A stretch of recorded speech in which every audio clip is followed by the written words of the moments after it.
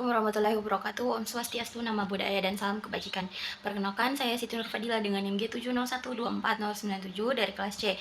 Nah, pada tugas pendahuluan kali ini, yaitu percobaan 3 pada praktikum kimia analisis dengan judul penetapan kadar paracetamol dengan menggunakan spektrofotometri UV vis. Nah, dari judulnya saja bahwa kita tahu sampel yang akan digunakan yaitu paracetamol. Mengapa paracetamol?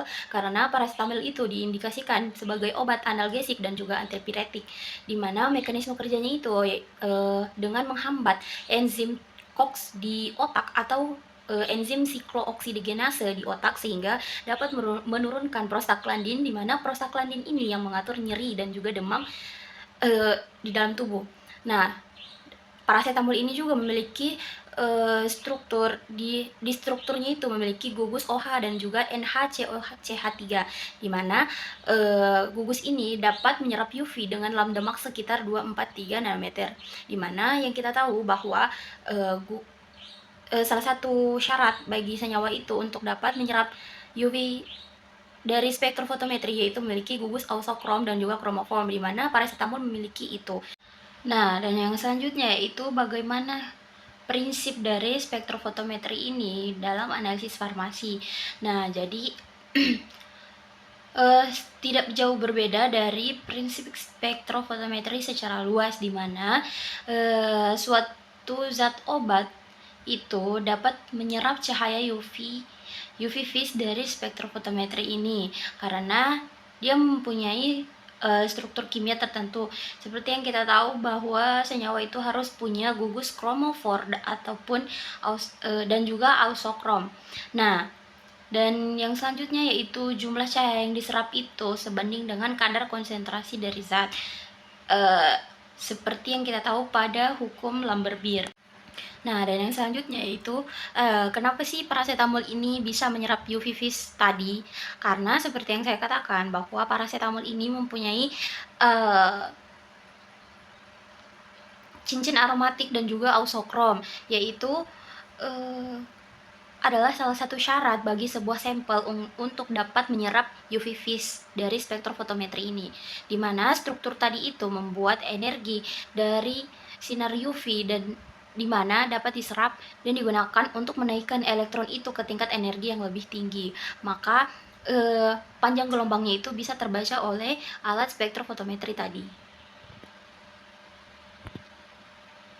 Nah, selanjutnya kenapa kita gunakan belangko itu pada prosedur kali ini? Jadi belangko itu berfungsi sebagai pelarut ataupun reagen tanpa analit, di mana dia digunakan sebagai titik nol ataupun titik kalibrasi supaya spektrofotometri ini tidak membaca pelarut ataupun wadah yang kita gunakan, tapi dia membaca hasil dari sampel yang kita mau.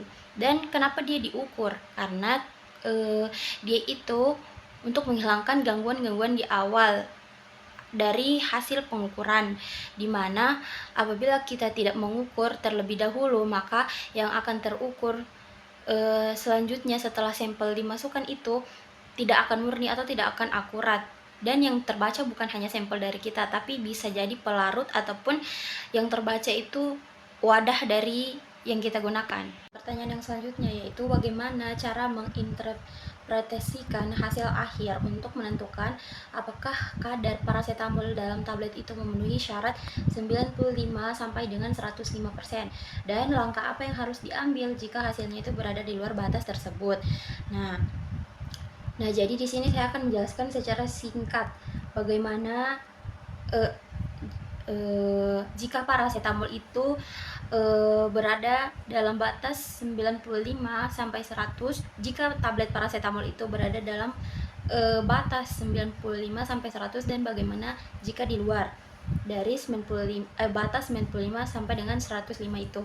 Nah, jadi di sini yang pertama itu kita bandingkan antara hasil yang kita dapatkan dengan batas yang ditentukan tadi, yaitu 95 dan juga sampai 105%. Nah, jika masih dalam rentang, maka kadar paracetamol itu dianggap memenuhi syarat dan juga batch-nya itu dapat digunakan dan dapat dilanjutkan. Nah, apabila hasilnya itu di bawah dari rentang tadi, yaitu 95 sampai dengan 105%, maka perlu dicek kembali atau dianalisis kembali jika setelah pengecekan masih didapatkan bahwa per tablet dari paracetamol itu di luar dari batas tadi maka batch-nya itu akan ditolak dan dilakukan evaluasi serta perbaikan kembali pada tablet paracetamol tadi. Ya, mungkin sekian video saya pada kali ini. Saya akhiri wabillahi taufiq walhidayah. Wassalamualaikum warahmatullahi wabarakatuh.